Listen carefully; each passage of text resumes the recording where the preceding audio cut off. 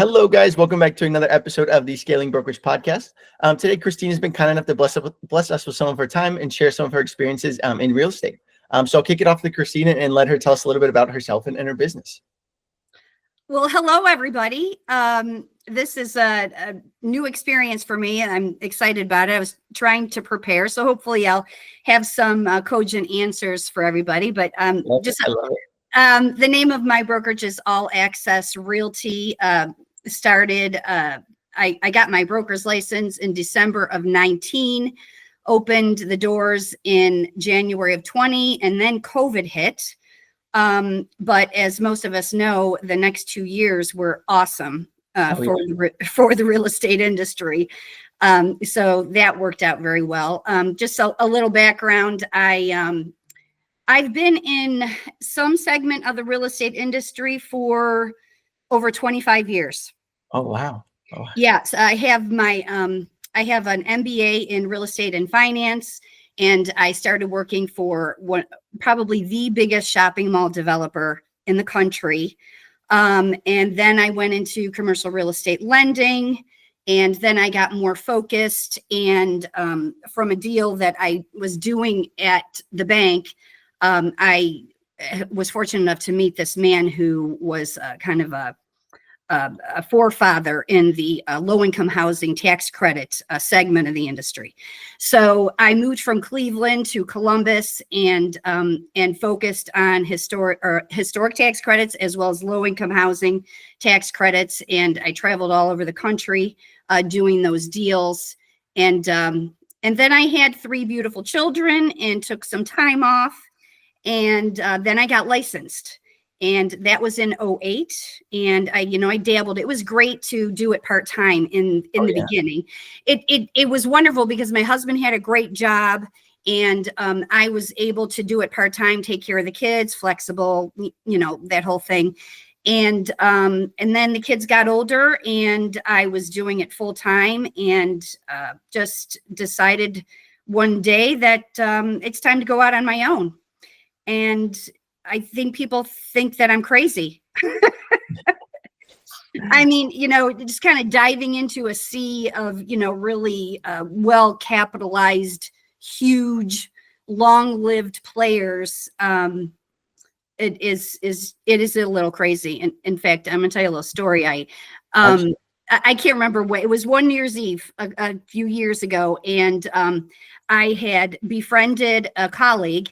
And so I was at her house, and there was another agent there, and we were drinking wine and having fun. And she voiced that she thought I was absolutely nuts. And like, why would you take the risk to do it when you can just be a solo agent and make 100%? And I left that night, and I was so pissed. I was so pissed, and I was bothered, and that thought stayed with me for a long time. I must confess. We never had wine together after that.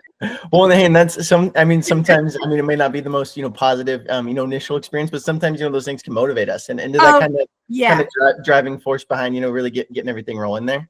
Yeah. It definitely served its purpose. Definitely. Yeah, maybe it was all meant to be, right? Right. That's awesome. Well, and tell us a little bit about, you touched on it a little bit, and getting started and kind of going into a market where, you feel like we can feel so small compared to some of the other agents, teams, things like that. What caused you to still, progress and then make that transition into brokerage owner and, not just run a team or stay a solo agent? Well, so I was committed to doing the independence thing, and in the beginning I was roaring to go.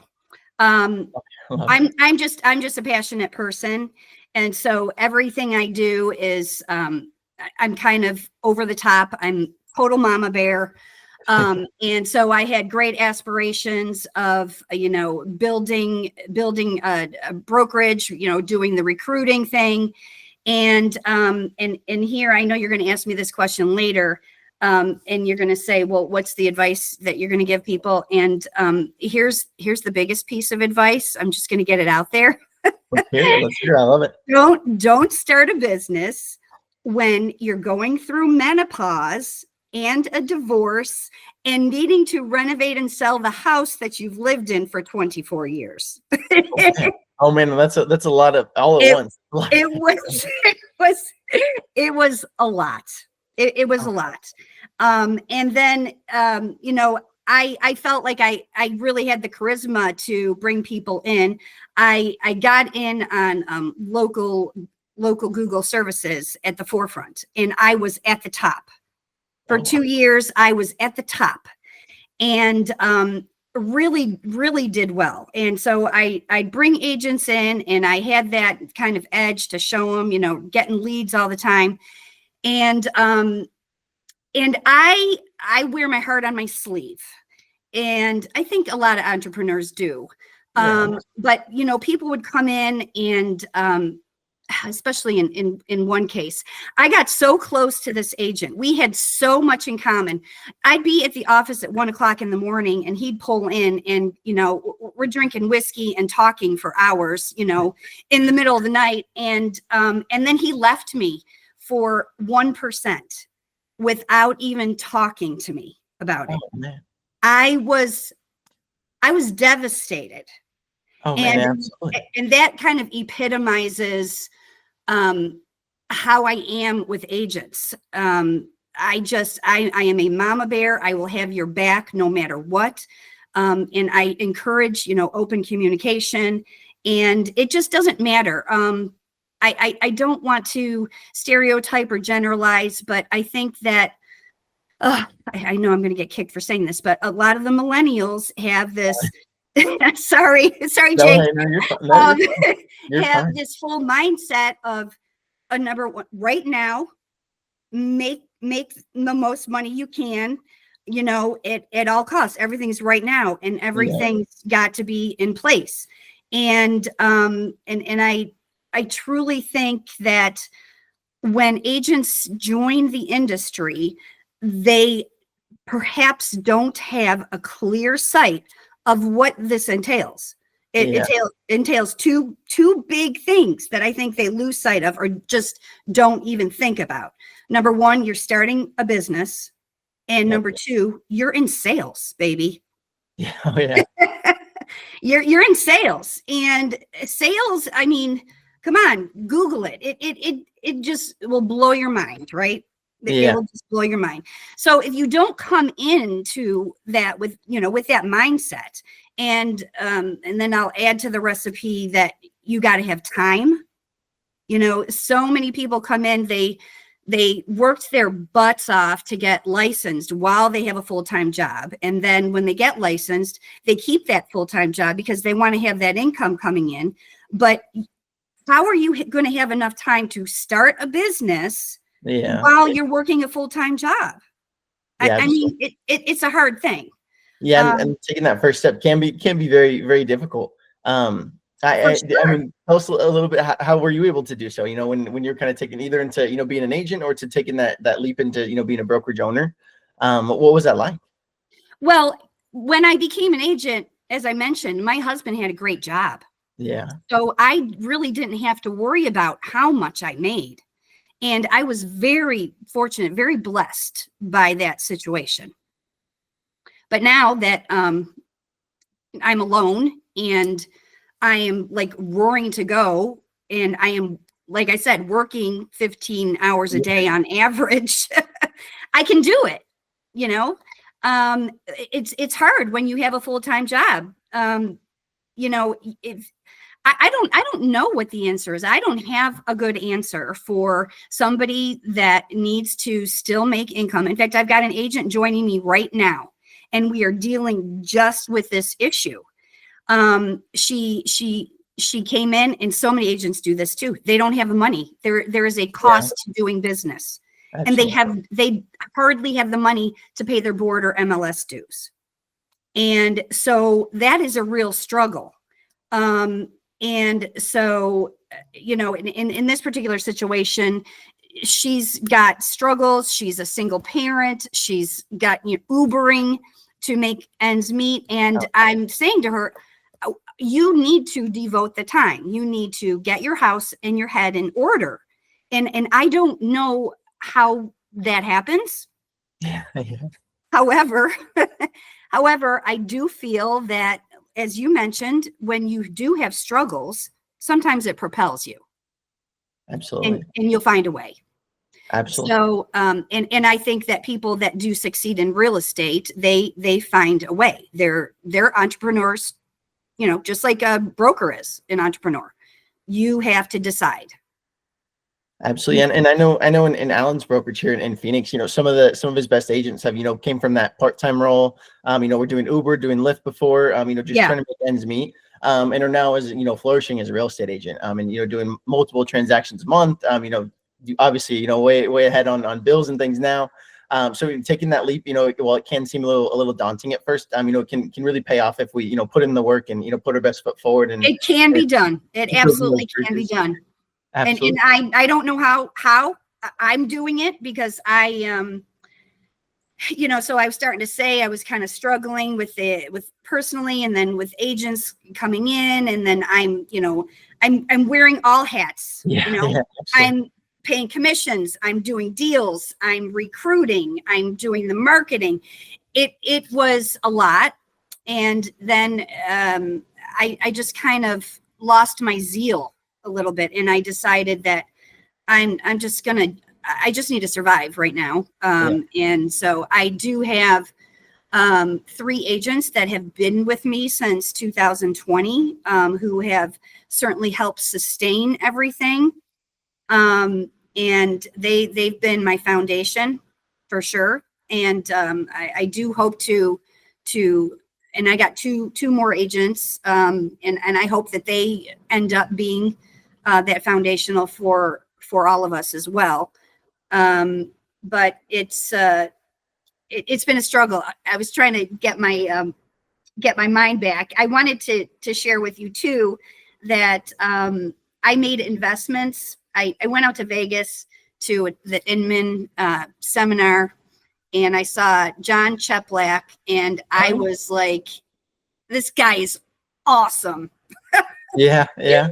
He's absolutely awesome. And I even did a little training with one of his people. I'm not going to recommend that, frankly, because it was $1,000 for 15 freaking minutes. I'm not kidding. It was ridiculous. It was absolutely ridiculous. And they're not, you know, a god, for Pete's sake. You know, they're not going to, what are they going to do for you in 15 minutes? Yeah, it's hard to get almost anything done in 15 minutes. Yeah, it was a waste.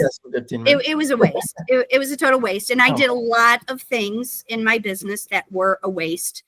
As a matter of fact, when I was at that seminar, I learned about this up and coming fantastic marketing company with the AI technology, blah, blah, blah, blah, blah, blah. So I invest in that, not cheap. And I fell off somebody's desk. They came in where I was up top with LSA. You know, they needed access to my Facebook, you know, all my social media, and they ruined me. Absolutely ruined me. And now granted, I probably didn't do everything I was supposed to do with the program. However, they ruined my LSA status. And that was my bread and butter. Yeah. They just killed my business. And then, you know, with the timing of the last 2 years, you know, I'm like I was on the verge of bankruptcy. I mean, that's how bad it got. And but again, struggles they'll either kick you into high gear, or you need to reevaluate. I was doing both, really. I think honestly, within the last few weeks, I've decided that I'm going to stick it out. I'm too old. Nobody wants to hire me, even with all my experience. I don't know about that. And I'm too rebellious, probably, to have a boss. So I'm going to stick it out. I've been blessed beyond all belief. Some things have come across my plate that is changing everything. I am redoing my startup. I lost my Facebook page was hacked by a guy in Vietnam. Oh, jeez. In fact, I just, when I was looking down when we first started talking, I was looking for the picture. I got it back, but I want you to see this picture. Oh yeah, I'm sure all the messages they sent man.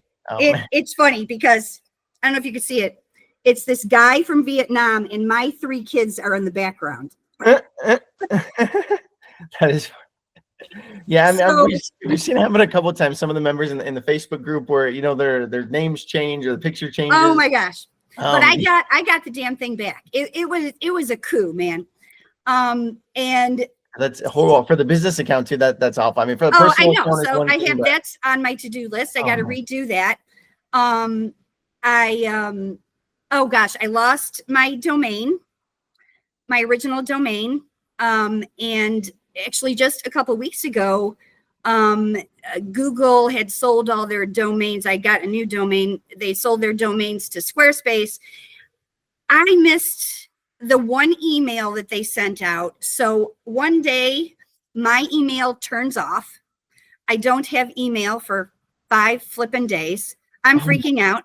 I got to deal with the circle jerk at Google and the circle jerk at Squarespace. It literally took me 5 days to get that all figured out.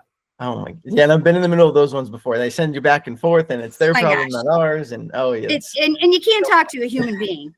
Yeah, that's another hard part now too. Is everything's all AI driven, even for like the call recordings and and especially if they aren't if the AI is not any good, then it can make it really tough. But some of them are okay now. Yeah. So marketing, as you had already alluded to, is essential. I mean, it is essential. In the beginning, I had hired Upwork, and they were great. But then I had to give them up. So, now I'm trying to deal with all that, rebuilding, doing a new website. I am going to do it through Squarespace and the Wix program. And I'm going to get everything in order. I'm redoing it, and I'm committed. And I'm feeling very positive about it. And just, I am a shining dictionary example of going through struggles and having it kick you into gear. I love it. Hey, and sometimes, I mean, obviously, we'd love to just have the easy road. But sometimes, having those struggles can be huge to, who we end up becoming, what we can end up doing in the future. And speaking of that, what's kind of the future plans for? I know you said, just getting everything right back up. And 2030 kind of sounds a little bit like the future, but only 5 years from now. Where would you like to look back and see yourself have done, when we're crossing into 2030 there? 5 years is going to fly. You're a very young person, and I'm sure that you've heard, as you get older, time goes by faster. It's going to make your head spin how fast time goes. I swear to God, every time I turn around, it's Friday. See, it's Friday, right? The weeks do go by a little. The more busy you get, the more things you got going on. It is insane, really.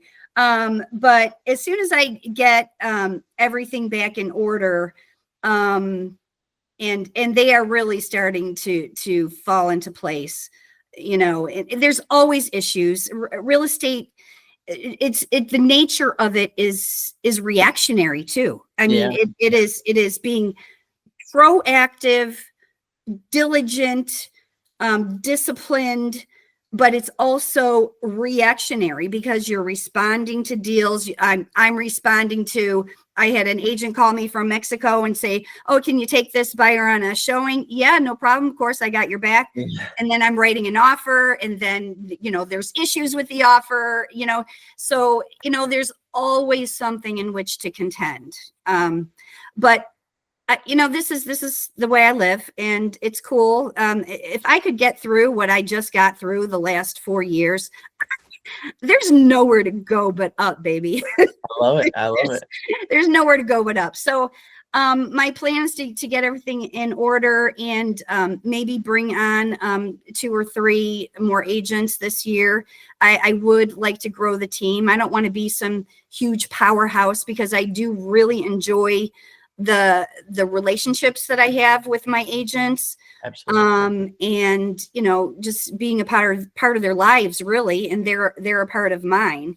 And we've really been essential for each other.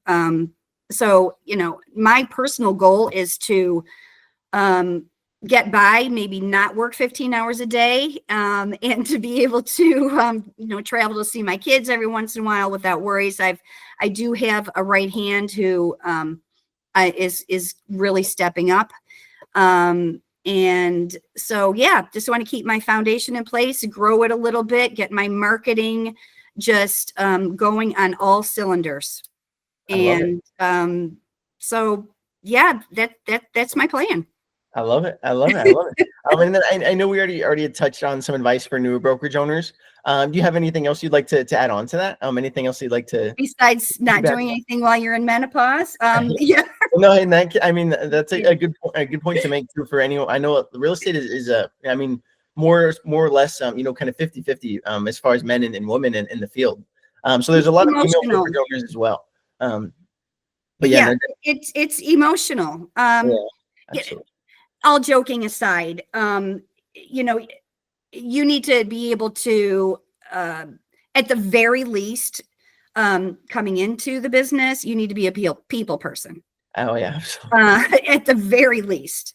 And then you need to have the time, the training, and really the personality to develop a sales skills. Very, very important. So I'm going to touch on just a little bit of what I like to think is kind of my differentiating factor as compared to like the big brokers. I think that, again, I'm going to call you out. The millennials, they love to see the shiny tools and, the human resources that are available to help you with every transaction. Maybe they're watching a lot of $1 million listings too. Oh gosh, yes. Absolutely. They're watching all that. I've heard that's a common one. So ridiculous. So, where was I going with this? So the shiny tools and all the incentives, blah, blah, blah. So I want to stay small. I want to stay personal.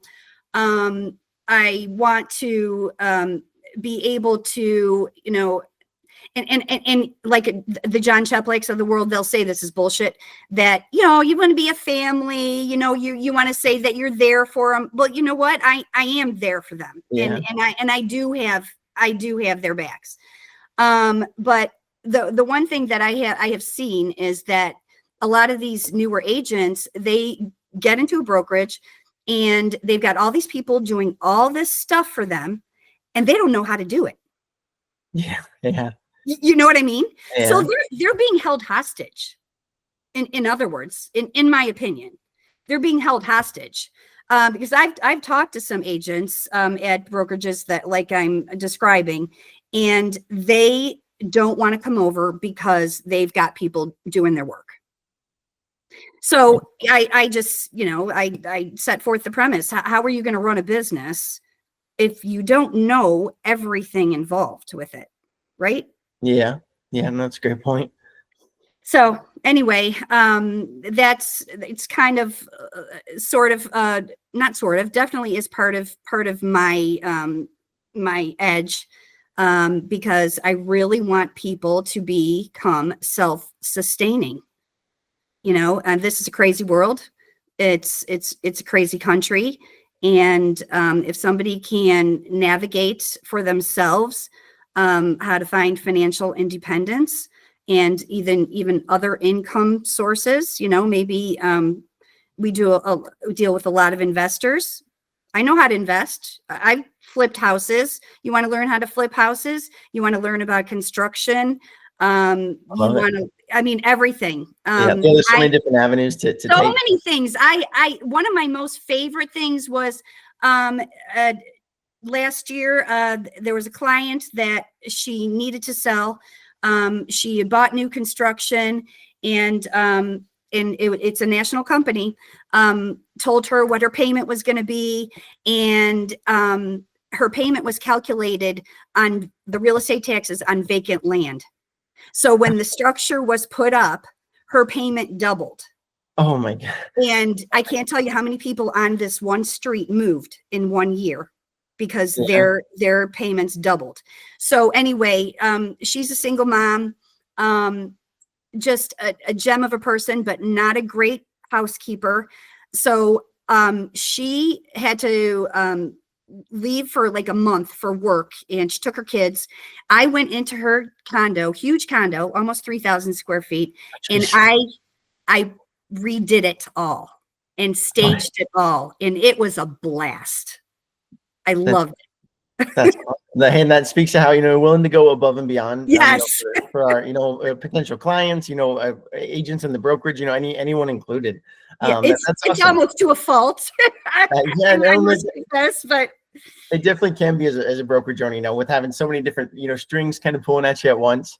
It definitely can, be to a fault, but also, building those relationships and having those bridges, so to speak, put up. We never know who's gonna come across them. We never know what other agents, what other family members, anyone no, else you don't. You never know. You never know. Yeah, but that speaks volumes, and how we're able to, or when I should say, a common theme, with successful brokerage owners, is putting that best foot forward, and really making the most out of every interaction, because they stack up. We might just be an agent today, but maybe 5-6 years from now down the line, we're thinking about opening a brokerage.